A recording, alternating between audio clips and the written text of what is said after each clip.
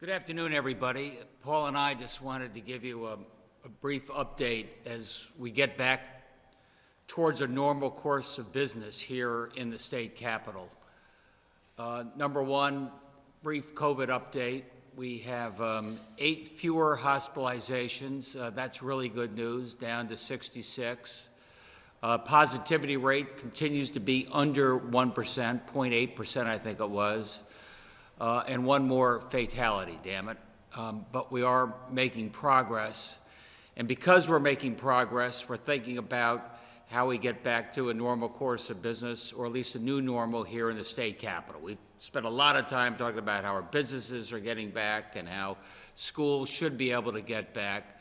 So here at the state capitol, I just met with the legislative leadership, mainly electronically as we do things these days, thinking about the special session and what we want to get accomplished between now and July 31st.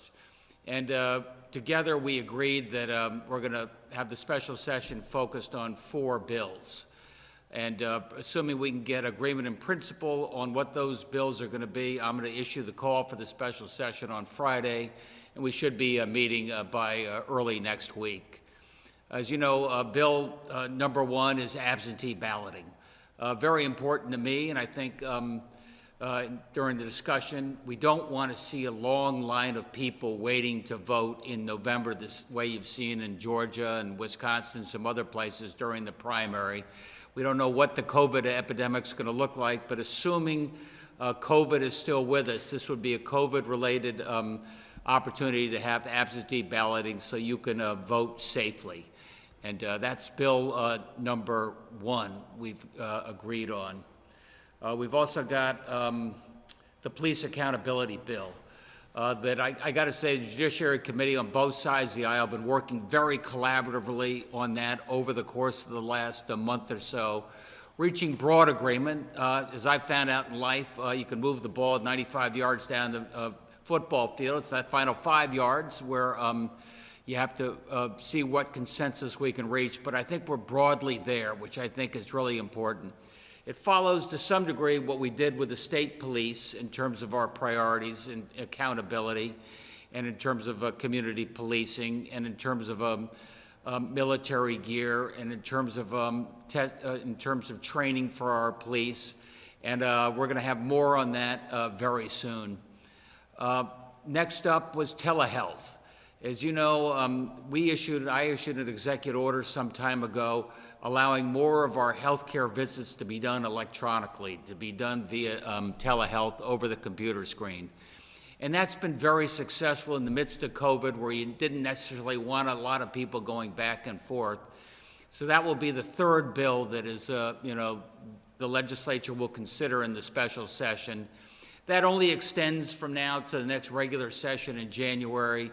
And most importantly, it means that Medicaid will, and private insurance will pay for telehealth like they do pay for an in-person visit. I think it makes an awful lot of sense in this current environment.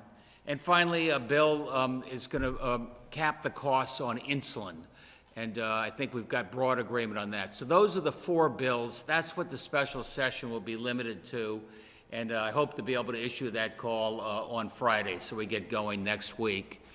And one other course of business that we're getting back to is the Bond Commission. As you know, the Bond Commission meets periodically to do capital projects that require borrowing. And that's what we've going to do next Tuesday, I think it is, the 21st. And we've issued the bond agenda. It's about $325 million. Most of it, about $200 million, is related to continuation on the upgrade of schools, our new schools, and the rest is related to some very special projects in and around IT and telecommunication and dams and some other things. And we'll probably do that via Zoom next week. So that's where we are as we slowly get back to a new normal here in the Capitol building. And I told the legislators, I look forward to seeing them again. This remote stuff gets a little dry, and I also told them I really appreciate the confidence they showed in me with the giving us the executive powers, emergency powers we needed to make some decisions over the last 4 months in and around COVID. And for that, I was appreciative. We've made good progress on that by working together. With that, Max, any questions? Fox 61.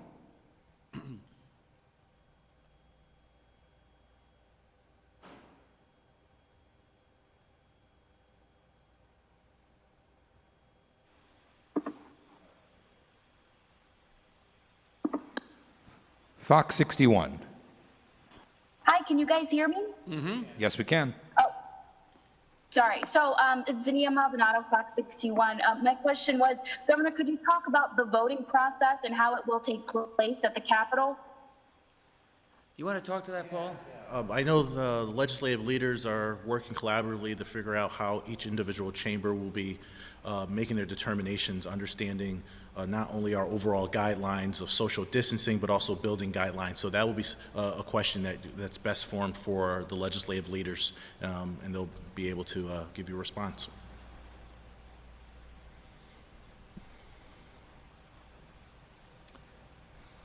Channel 3 Eyewitness News.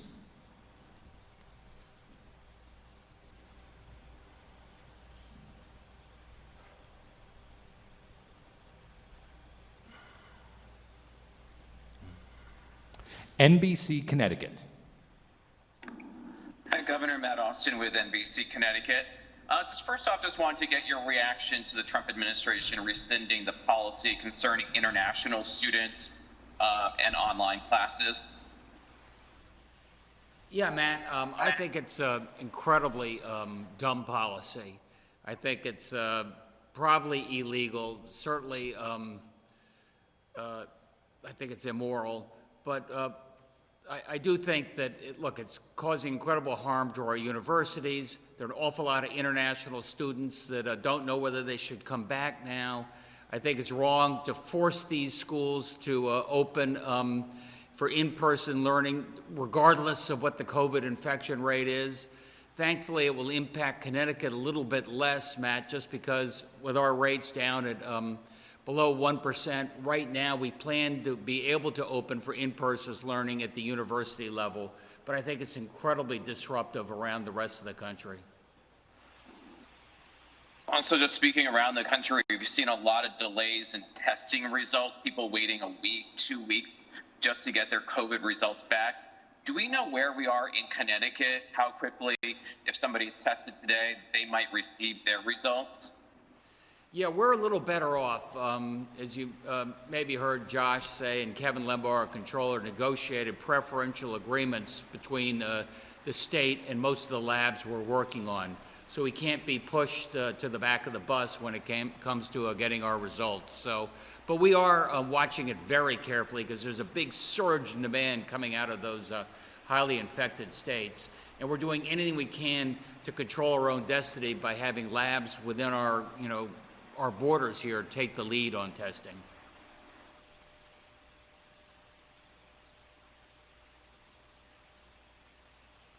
News 8.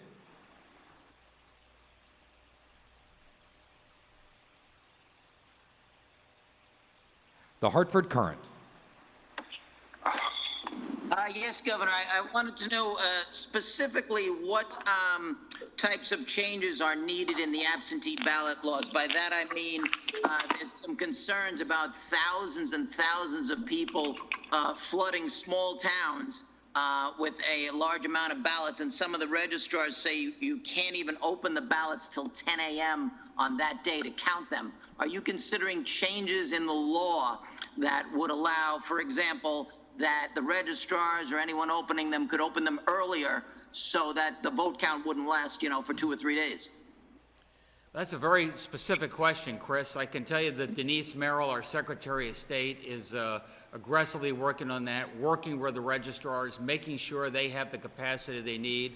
We do have federal funding, so we can get some additional people on board to make sure all the absentee ballots can be counted on an expeditious basis.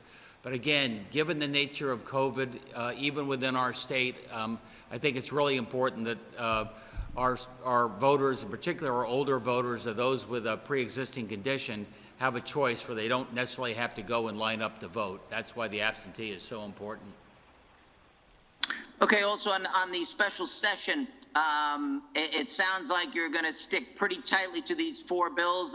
By that, I asked, there was a press conference today regarding affordable housing, for example. Do you think issues such as affordable housing, education are just too big to tackle next week?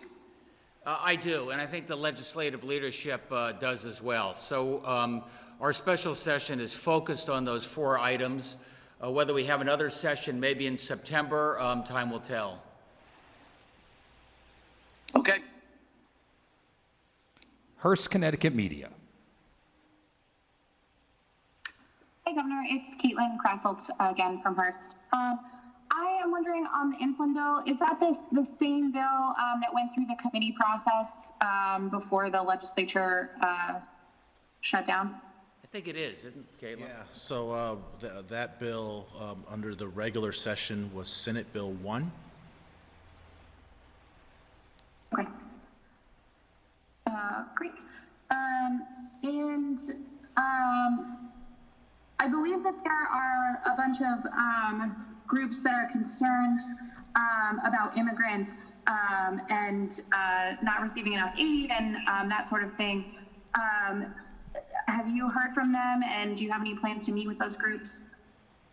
I didn't get that I missed. exactly. Yeah, Caitlin, can you just restate your question, please? Oh, sorry. There are several groups, advocacy groups representing the immigrant population that are still feeling underserved in the midst of the pandemic. Have you heard from them? Are you planning to meet with them? I'm happy to meet with them. We're working with all these communities, and especially the immigrant community. You heard the question previously about there's really some discrimination there. It comes in terms of foreign students and coming to our colleges. William Tong is addressing that with litigation. Our immigrant community, we've got a variety of programs in place to make sure that they have the resources and the safety they need as we get back to our new normal. One, I'll tell you, is my daughter's taken a particular interest in, frankly. It's for the undocumented. We doubled the amount of money. They've been able to raise that privately. And these are folks that are not only getting a debit card to give them some financial resources, also incentives to go get tested and introduction to a primary care doc. So we're doing everything we can for the immigrant community. Raised privately through what entity? That's 4CT. 4CT. Oh, okay, just making sure. Thank you. CT News Junkie. Hi, Governor. Can you explain a little bit more about telehealth, and are we applying the same rates for reimbursement are you doing it for Medicaid, and are you asking the private insurance companies to continue the same amount of reimbursement? Yeah, yes, and yes, Christine. It's for privates as well as Medicaid. It's the same rate of reimbursement. It's really important that we be able to continue this telehealth, at least now through the next session. At that point, I'd like to do something broader, because I think telehealth is going to be, telemedicine, a big part of our future, with an opportunity to provide better access to healthcare services at a lot less cost. Did legislative leaders go over with you the public hearing process? Yeah. They have discussed that for at least the first 2 bills that the governor mentioned. That was part of the governor's letter, that they're looking to have potentially a public hearing on police accountability on Friday, and then early next week on absentee ballots. For the other 2 bills, that is still to be determined. Okay, thank you. WTIC 1080 News. Hi, Governor. I know we're not doing COVID as the primary topic today, but the list of states did change as far as people who have to quarantine and don't. Any comment on that? Yeah, it gives you a sense that the rate of infection continues to expand. Our metrics are pretty clear. 10%, we're down below 1%, but these are states that are testing 10% positive, everybody out there. It added Wisconsin, which was interesting to me. There's supposed to be a Democratic convention there in a month. So But yes, we've added on a few more states, and we're working right now on that certification process in terms of folks flying in from these infected states. We ought to have that up within a week. Thank you. News 8. Good afternoon, everyone. Governor, will Connecticut require students and teachers to be COVID tested before returning? I think certainly for those in the residence halls, that's not a requirement from us, but I think I've heard from all the universities that's what we're doing. Josh is working with the universities right now. We get them to the front of the line, make sure they have that testing available. How frequent that'll be, I think they're still working out with the universities, but they will be tested.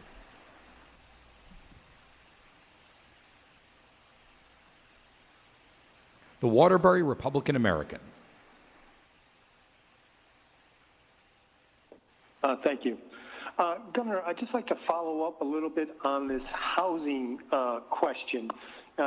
Senator Anwar, the Senate chairman of the Housing Committee, said today at that news conference that just doing police reform is not. It's as he described it, a symptomatic treatment, and we need a therapeutic treatment.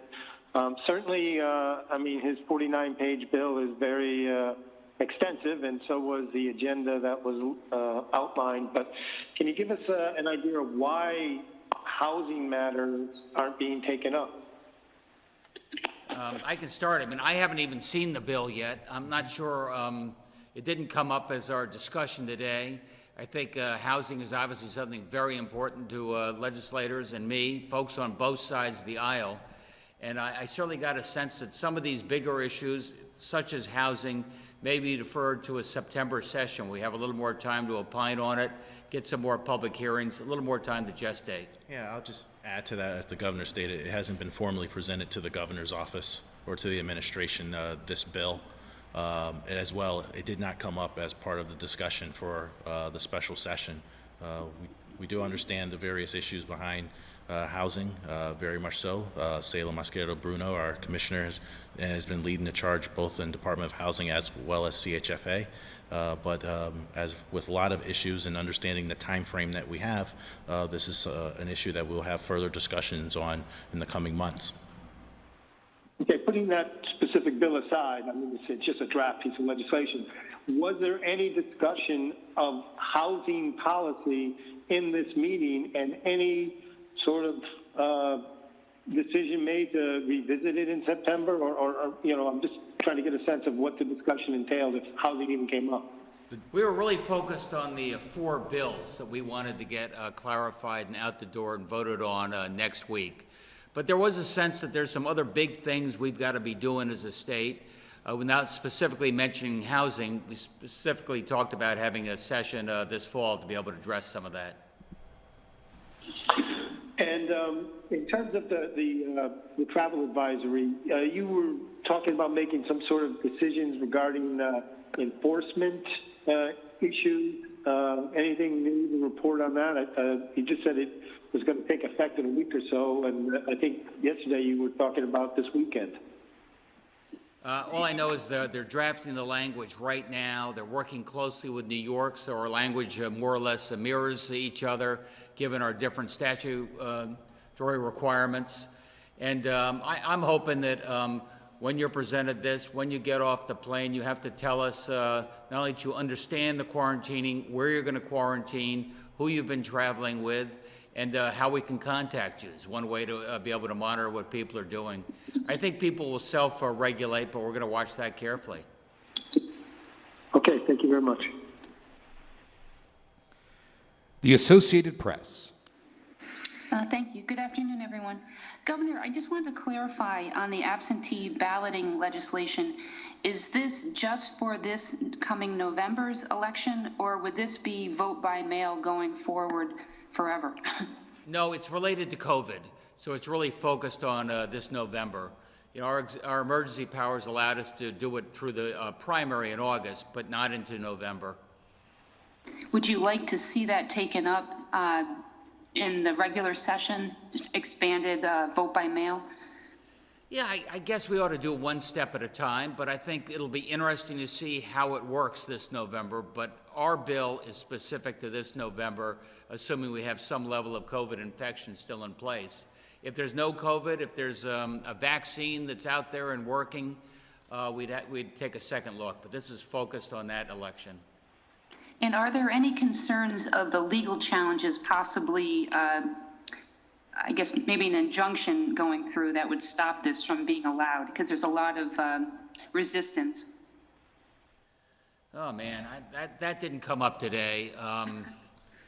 I think we're moving ahead. I think there's going to be a vote. We're going to have a way that you can vote safely in the middle of a pandemic in November. So I hope the litigants just let us do this.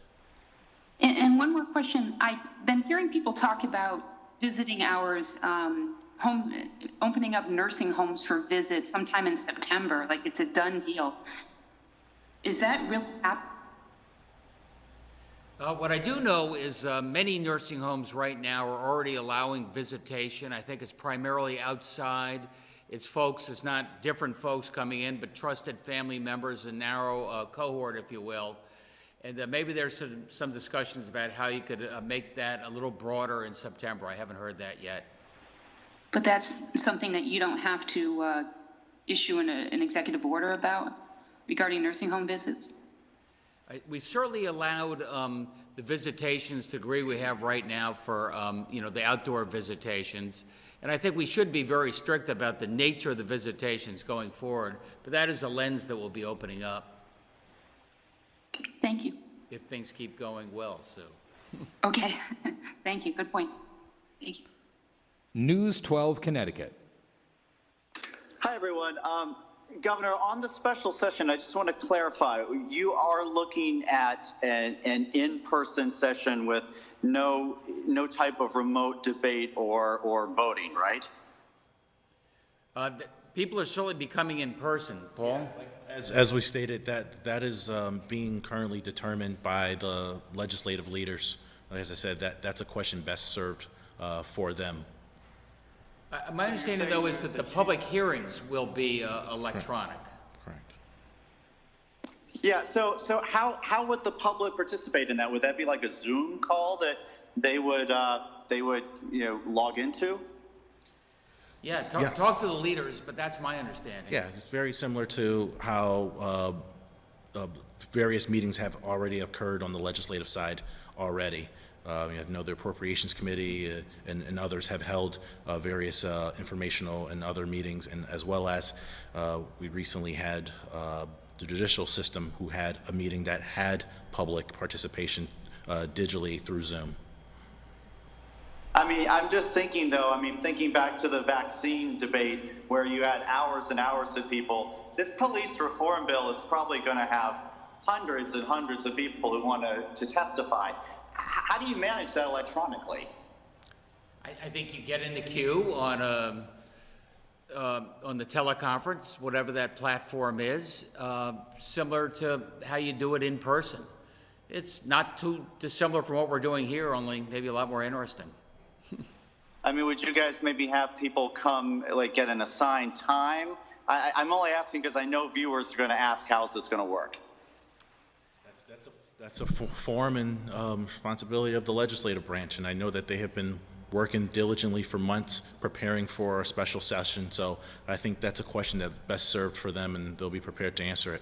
But you're absolutely right. We've got to get that information out to people. If they want to participate, they know how they can. That's a good question. And just one other question. I want to follow up on Paul's question real quick. You're talking about drafting enforcement language for the travel advisory to closely mirror New York. If I remember correctly, Governor Cuomo has been talking about levying up to $2,000 fines on people who violate the order. Are we looking at fines in Connecticut? And if so, how would that be levied? We're not looking at fines at this point.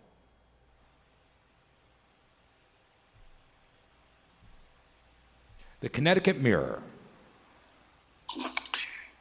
Governor, related to the absentee ballot legislation is the question of will the Secretary of State again do a mass mailing of absentee ballot applications? Did that come up is part of the conversation today. Senator Pisano certainly has been interested in that.